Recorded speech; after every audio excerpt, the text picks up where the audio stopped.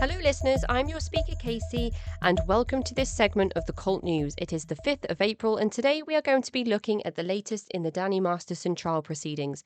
If you find this content helpful or interesting, please consider hitting the like and subscribe button.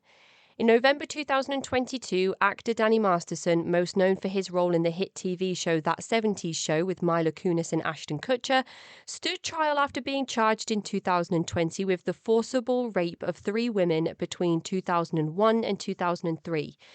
Masterson is known as a prominent Scientologist, with 2 of his accusers being former Scientologists and Masterson's current wife, Bijou Phillips, also being in the church. The lengthy trial, where 3 Jane Does took the stand to offer harrowing testimony of their experiences with Masterson, included details of spiked drinks and aggressive sexual assaults. The trial took place in Los Angeles, where the recent Harvey Weinstein trial was also playing out just down the hall in the same courthouse. Eventually, the jury announced that they were deadlocked, meaning the proceedings were ending in a mistrial, with Judge Olmedo setting dates for a new trial in the new year, which is now fast approaching, as the trial date is this month. Originally set for April 11th, Judge Olmedo pushed proceedings back to April 17th, according to Tony Ortega's Underground Bunker, after she ruled that Claire Headley would be allowed to testify as a Scientologist expert. This is key. In the first trial, there was a lot of red tape issued around the subject of Scientology, with Masterson's defense claiming that this was not Scientology on trial and therefore should not descend into that. Jurors were vetted before the trial began by prosecution and defense, who would give their approval or denial on certain jurors, asking questions like, have you seen Leah Remini's documentary? Why is it imperative to include Scientology in the trial, and why does it play a big part? I will quickly break down the religion and its teachings, and why discussing the religion is part and parcel of perhaps why these events were able to happen and go reported for such a long time. According to Britannica.com, Scientology is an international movement that emerged in the 1950s in response to the thought of L. Ron Hubbard, a writer who introduced his ideas to the general public in a book titled Dianetics, the Modern Science of Mental Health. Hubbard's stated goal was to analyze humankind's mental aberrations and to offer a means for overcoming them. He eventually moved away from Dianetics' focus on the mind to a more religious approach to the human condition, which he called Scientology. The Church of Scientology was founded in 1954. It should also be noted that L. Ron Hubbard was a fiction writer before he embarked on forming a religion. In the 1970s, the Church of Scientology spread across Europe and began translating Hubbard's writings into many languages. Its growth continued through the 1980s, and following the fall of the Berlin Wall, it quickly spread into Eastern Europe. Today, the Church of Scientology remains a subject of controversy, but operates in more than 150 countries.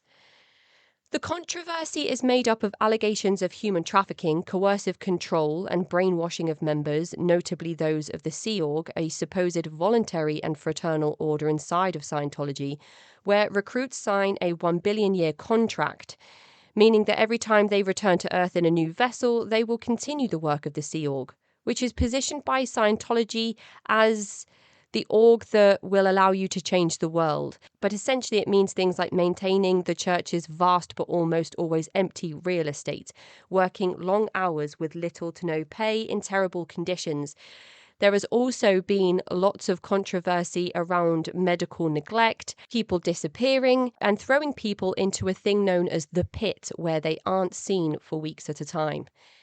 In regards to the Masterson trial, celebrities have always been treated differently within Scientology than other members of Scientology. Their status brings a certain credibility to the church for some reason, and a sense of allure and attractiveness. If super strong action hero Tom Cruise can be the celebrity face of Scientology, endorsing it, and being best pals with the now leader of the church, David Miscavige, then surely Scientology can't be a bad thing. In turn, it looks bad for the church when a notable member, such as prominent Scientologist and Hollywood actor Danny Masterson, become involved in lawsuits where they are arrested and charged with forcible rape. It was noted throughout the original trial that when you are of certain status or level within Scientology, you have access to the Celebrity Center, most likely serving as a love-bombing facility to ensure the continued devotion of the celebrities that hold sway and influence over media and fans. It was also stated that when you have this status, you are issued handlers who you are expected to report to. When one of the Jane Does reported Masterson's assault against her to her handler, she was told that Masterson's your boyfriend, so this can't be rape. We heard reports of threats of being kicked out of the church and declared a suppressive person, Scientology's version of shunning people. SPs are not allowed to be communicated with, and so any reporting of sexual assault to law enforcement would result in the person losing their family, their friends, their community, and having a smear campaign carried out against them. Scientology have also been accused of hiring private investigators to dig up dirt on those who accuse members of anything illegal, with Scientology members gang stalking individuals and in some cases killing the pets of those who speak out against them.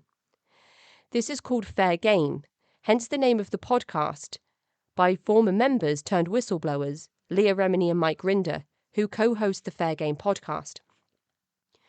We were also told how handlers would offer money to the victims of Masterson in exchange for their silence.